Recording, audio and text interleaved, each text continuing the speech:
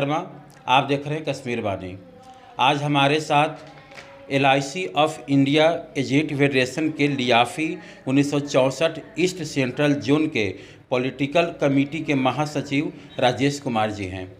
हम इनसे जानने की कोशिश करेंगे कि आज कोरोना की स्थिति में जो हमारे भारत की अर्थव्यवस्था बहुत ही चरमरा गई है, तो ऐसे में इनका राजेश कुमार जी का जो LIC चल रहा है वो कितनी आगे तक चल रही है, उनमें क्या मुश्किलें आ रही है, हम आज इनसे जानने की कोशिश करेंगे।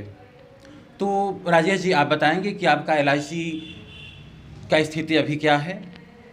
कोरोना काल में अभी अपने अभिकर्ता को कोई किसी तरह का कोई काम नहीं मिल रहा है, ना न्यू बिजनेस मिल रहा है, ना पार्टी रिन्यूअल दे रहा है। और अभिकर्ता के साथ इतने बड़े समस्या से हम लोग गुजर रहे हैं कोरोना काल में कि इसको सुनने वाला न चेयरमैन साहब हैं, न सरकार हैं, न कोई आला अधिकारी हैं। अभिकर्ता भूखे मरने की कतार में आ गए हैं।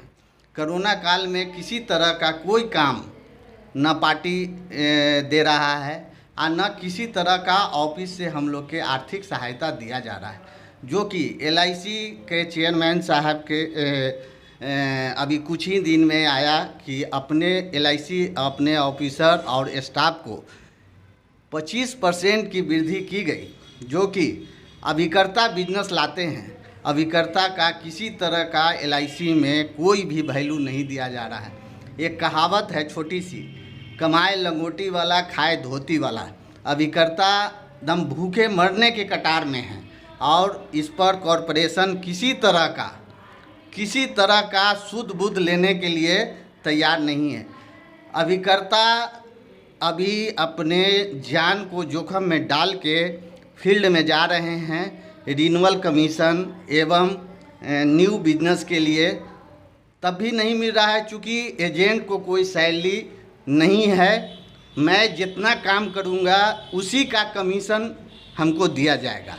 जब कोरोना काल में काम ही नहीं हो रहा है तो मुझे कमीशन आएगा नहीं, मेरा घर चल नहीं रहा है। हम लोग काफ़ी समस्या से गुजर रहे हैं और कॉरपोरेशन इस पर किसी तरह का कोई ध्यान नहीं दे रहा है।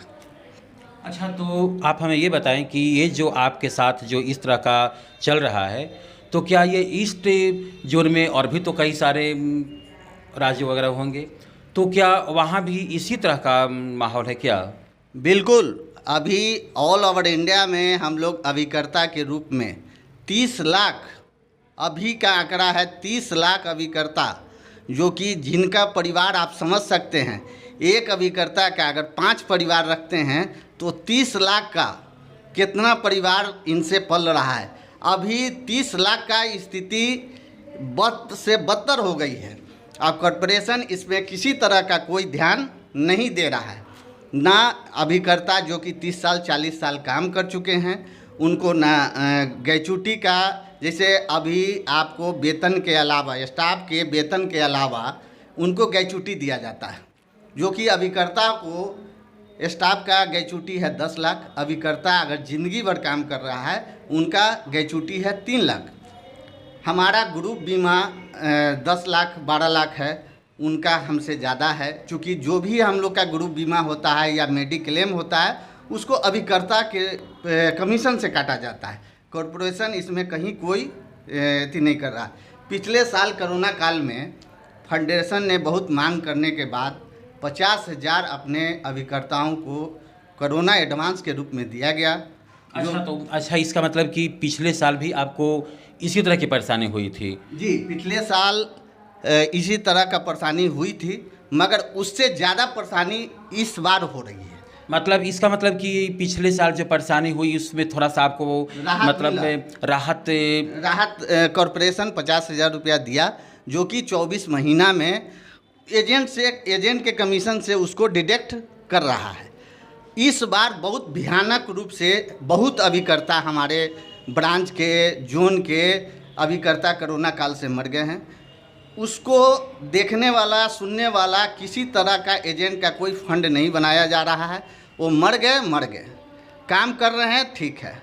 इसके अलावा मैं चेयरमैन साहब से एक गुजारिश करूंगा, अपील करूंगा कि अभिकर्ताओं को एक कुछ ऐसा फंड बनाए ताकि कोरोना काल हो या बाढ़ हो, पीड़ित हो, जो जिस तरह का हो उसमें आर्थिक सहायता दिया जाए और अपने अभिकर्ताओं को ग्रेच्युटी 10 लाख किया जाए।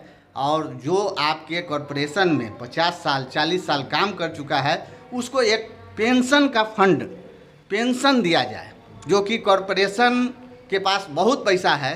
और पिछले बार भी हम लोग मांग किए थे कि वित्त मंत्रालय ने कहा था चेयरमैन साहब को कि अगर वो आप अपने अभिकर्ताओं को पेंशन देना चाहते हैं तो आप एक फंड क्रिएट करके आप पेंशन दे सकते हैं, उनको किसी तरह का कोई आपत्ति नहीं है।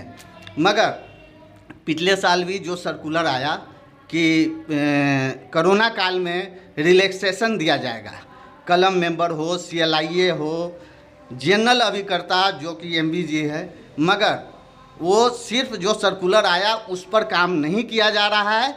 वो नया सिरे से, जैसे CLIA का है, जो बिग्रेडशिप का है, वो नया सिरे वाला ही मशीन में डाला गया है। और पीछे का जो भी रिलैक्सेशन का बात हुई थी उस पर कोई अमल नहीं किया जा रहा है। और चेयरमैन साहब से मैं एक फिर गुजारिश करूंगा अभिकर्ता के रूप में कि जो IRDA के तहत जो 2014 में प्लान आया था, जिसकी लाइफ सेशन 2 साल थी, जो कि फेडरेशन हमेशा मांग करते आया है, तो हम लोग के बताया गया कि आप लोग का मांग मान लिया गया है। अब कॉरपोरेशन उसको रिवाइज होगा, जनरल प्लान में होगा, मगर आज तक मशीन में उसको नहीं हुआ, ताकि बीमा धारक को करोड़ों करोड़ रुपया उसको पॉलिसी में डूब गया है।